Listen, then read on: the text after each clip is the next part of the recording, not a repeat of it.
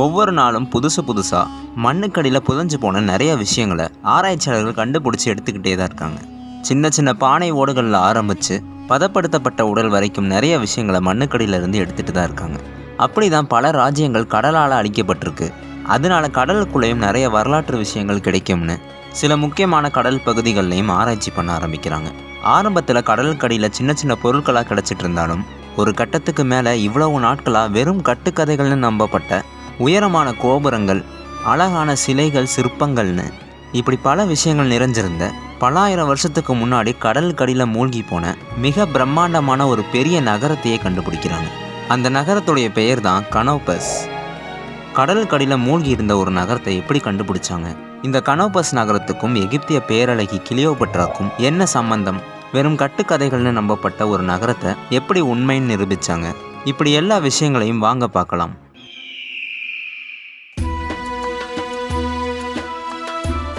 The lost city of கனோபஸ்.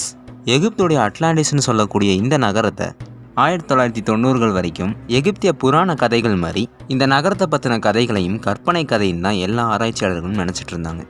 முதல்ல இந்த நகரத்தை பற்றின விஷயங்கள் மிடில் ஈஸ்டில் வாழ்ந்த கவிஞர்களுடைய லிட்ரேச்சர்லையும் எகிப்திய கல்வெட்டுகள்லையும் நிறைய இடங்களில் சொல்லப்பட்டிருக்கு. இப்படி நிறைய இடங்களில் இந்த நகரத்தை பற்றின குறிப்புகள் இருந்தாலும் இந்த விஷயம் உண்மையாக இருக்க வாய்ப்பே இல்லைன்னு எல்லா ஆராய்ச்சியாளர்களும் நம்பினாங்க. ஆனால் ஒருத்தர் மட்டும் இந்த பிரம்மாண்டமான நகரம் கண்டிப்பாக இருந்திருக்கும்னு நம்பி இந்த நகரத்தை கடலுக்கடியில் ஆராய்ச்சி பண்ண ஆரம்பிக்கிறார். அவர் தான் யூரோப்பியன் இன்ஸ்டிடியூட் ஆஃப் ஆர்கியாலஜியோட தலைமை பொறுப்பில் இருந்த ஃப்ராங்க் கவுடி. தொடர்ந்து இந்த நகரத்தை பற்றின விஷயங்கள் நிறைய கல்வெட்டில் அடுத்தடுத்து வந்துட்டே இருக்கவும் தான் ஃப்ராங்க் கவுடிக்கு இந்த இடத்த ஆராய்ச்சி பண்ணணுங்கிற ஆசையே வருது. அதனால தான் இது வரைக்கும் யாருமே முயற்சி பண்ணாத ஒரு விஷயத்த ஃப்ராங்க் கவுடி செய்கிறாரு. 1000 கோடிகளுக்கு மேலே செலவு பண்ணி 1990களில் எகிப்துடைய அலெக்சாண்ட்ரியா கடலுக்கு அடியில் ஆராய்ச்சி பண்ண ஆரம்பிக்கிறாரு. கிட்டத்தட்ட 10 வருஷமாக ஃப்ராங்க்கும் அவருடைய டீமும் அந்த கடலுக்கு அடியில் ஆராய்ச்சி பண்ணிட்டு வராங்க. ஆனால் அந்த 10 வருஷத்தில் ஒரு பெரிய நகரம் இருந்ததுக்கான ஆதாரமாக சின்ன ஒரு தடயங்கள் கூட கிடைக்கல. இதை பார்த்த மற்ற ஆராய்ச்சியாளர்களும் இதனால தான் இந்த இடத்த நாங்கள் ஆராய்ச்சி பண்ணாமையே இருந்தோம், காரணம் இது ஒரு கற்பனை கதை தான் சொல்லிட்டு இருந்தாங்க. கற்பனை கதையை உண்மைன்னு நினச்சி ஃப்ராங்க் தேவையில்லாத ரிஸ்க் எடுத்துட்டாருன்னு எல்லாரும் சொல்ல ஆரம்பித்தாங்க. எதுக்காகனா இந்த 10 வருஷத்தில் பண்ண ஆராய்ச்சிக்காகவே கிட்டத்தட்ட பல மில்லியன் டாலர்கள் இந்த ஆராய்ச்சிக்காகவே செலவு பண்ணியிருக்காங்க. இப்போ இந்த கடலுக்கடியில் எந்த ஒரு தடயங்களும் கிடைக்காட்டி இந்த பல மில்லியன் டாலர்களும் ஃப்ராங்க்குக்கு ஒரு பெரிய நஷ்டமாகும்.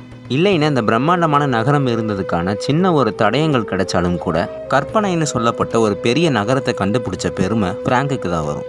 10 வருஷமாக முயற்சி பண்ணியும் எதுவுமே கிடைக்காட்டியும் கூட கண்டிப்பாக ஒரு பிரம்மாண்டமான நகரம் எகிப்தில் இருந்திருக்கும்னு நம்பிக்கையை விடாமல் தொடர்ந்து எகிப்துடைய அந்த அலெக்சாண்ட்ரியா கடலுக்கு அடியில் ஆராய்ச்சி பண்ண ஆரம்பிக்கிறாங்க.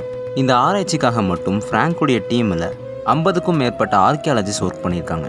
சரியாக எகிப்துடைய அலெக்சாண்ட்ரியா கடலில் இருந்து சரியாக 16 கிலோமீட்டர் தள்ளி கடலுடைய 200 ஸ்கொயர் மைல் பரப்பளவில் தான் இந்த ஆராய்ச்சியை பண்ண ஆரம்பிச்சிருக்காங்க. ஆராய்ச்சியை தொடங்கி 10 வருஷமாகியும் ஒரு விஷயம் கூட கிடைக்காதனால இதுக்கு மேலே இந்த ஆராய்ச்சி பண்ணுறது தேவையில்லாத செலவுன்னு யூரோப்பியன் இன்ஸ்டிடியூட் ஆஃப் ஆர்கியாலஜி ஃப்ராங்க்குடைய டீமுக்கு ஃபண்டு தரத்தை கொஞ்சம் கொஞ்சமாக குறைச்சிட்டே வராங்க. இதுக்கப்புறம் ஃப்ராங்க்குக்கு என்ன பண்ணுறதுனே தெரியல. காரணம் இவருடைய ப்ராஜெக்ட்டுக்காக பல மில்லியன் டாலர் யூரோப் அரசாங்கம் செலவு பண்ணி எல்லாமே வேஸ்ட் ஆயிடுச்சு. இதனால அடுத்த கட்ட ஆராய்ச்சிக்கு பணம் இல்லாமல் இருந்த ஃப்ராங்க்குடைய டீமுக்கு யாருமே எதிர்பார்க்காத விதமாக எகிப்திய அரசாங்கமே முன் வந்து அந்த ஆராய்ச்சிக்கு தேவையான எல்லா உதவிகளும் பண்ணுறாங்க. இந்த 10 வருஷத்தில் எல்லா விதமான ஆராய்ச்சிகளும் தோல்வி அடைஞ்சதுனால கடைசியாக ஒரு புது டெக்னாலஜியை யூஸ் பண்ணி ஆராய்ச்சி பண்ணலான்னு முடிவெடுக்கிறாங்க.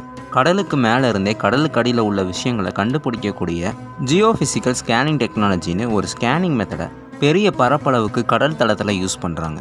இந்த ஸ்கேனிங் டெக்னாலஜி மூலியமாவது கடைசியாக ஏதாவது இந்த நகரத்தை பற்றின சின்ன விஷயமாவது கிடைக்குமான்னு நம்பிக்கையோட தேடிட்டு வராங்க. அப்போ தான் யாருமே எதிர்பார்க்காத விதமாக அந்த ஸ்கேனரில் ஒரு குறிப்பிட்ட இடத்துல மட்டும் கடலுக்கடியில் ஏதோ ஒரு வித்தியாசமான பொருட்கள் இருக்குது தெரிய வருது. சரியாக இவங்க ரிசர்ச் பண்ணிட்டு இருந்த இடத்துல இருந்து 6 மீட்டர் தள்ளி ஏதோ ஒரு வித்தியாசமான தடயங்கள் இருக்குது தெரிய வருது. உடனே அந்த இடத்துக்கு போய் பார்க்குறாங்க. அப்போ தான் தெரிய வருது எகிப்திய மக்கள் மாதிரியே இருக்கக்கூடிய ஒரு சிலை கிடைக்கிது. அந்த சிலை கூடவே எகிப்தியர்கள் பயன்படுத்தின சின்ன சின்ன பொருட்கள், அதிலிருந்து கொஞ்ச தூரம் போய் பார்க்கும்போது ஒரு மிகப்பெரிய கல்வெட்டும் கிடைக்கிது. இதெல்லாம் பார்த்ததும் ஃப்ராங்க்குக்கும் அவருடைய டீமுக்கும் ரொம்ப சந்தோஷம். காரணம் 10 வருடங்களாக கஷ்டப்பட்டு கற்பனையான ஒரு நகரம்னு சொல்லப்பட்ட ஒரு மிகப்பெரிய நகரத்தையே கடலுக்கடியிலிருந்து கண்டுபிடிச்சிருக்காங்க. அதுக்கப்புறம் கடலுக்கடியில் கிடைச்ச எகிப்தியர்கள் மாதிரியே இருக்கக்கூடிய அந்த சிலையை ஆராய்ச்சி பண்ணி பார்க்கும்போது 3000 வருடங்கள் பழமையான எகிப்திய ஃபீனிக்ஸ் சிலைன்னு கண்டுபிடிச்சிருக்காங்க.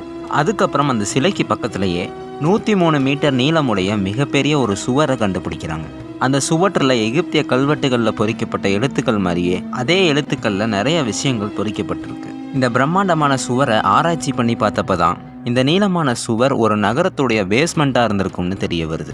அதே மாதிரி அந்த சுவருக்கு கீழே எகிப்தியர்கள் பயன்படுத்தின தங்கங்கள், ரோமர்களுடைய நாணயங்கள்னு நிறைய விஷயங்கள் கிடச்சிருக்கு. ரோமர்களுடைய நாணயங்களை அந்த இடத்துல வச்சு பார்க்கும்போது ரோமர்களும் எகிப்தியர்களும் பண்டைய காலத்திலேயே இந்த மிகப்பெரிய நகரத்தில் வணிகம் பண்ணியிருக்காங்கன்னு தெரிய வருது. இப்படி நிறைய ஆதாரங்கள் அடுத்தடுத்து கிடைக்க வருது. இதெல்லாம் வச்சு தான் ஃப்ராங்கும் அவருடைய டீமும் பல வருடங்களாக கற்பனைன்னு சொல்லி ஆராய்ச்சி பண்ணாமே வச்சுருந்த ஒரு மிகப்பெரிய நகரத்தை நாங்கள் கண்டுபிடிச்சிட்டோம்னு சொன்னாங்க.